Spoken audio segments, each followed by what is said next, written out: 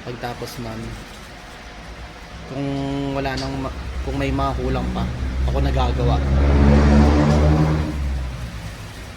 Ay, yung result ba ng survey, makikita kung sino yung mga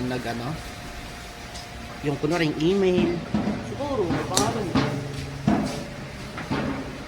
Ganun ba yun?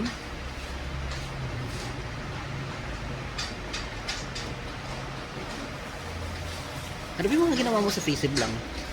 Ano ba yung mga ginawa mo sa FACEIP? Oh, simula prelim hanggang sa lahat. Prelim, may topic. Ha? Topic. Brainstorm ng topic. Tapos, ay sino pala nakaisip ng topic niya na yun? Yung final na. Yung ginawa niya na ng prototype. Yan. Babae. Apelido nun? Scientific. Oo, yun nga. PD1 natin yun ngayon eh. Oo.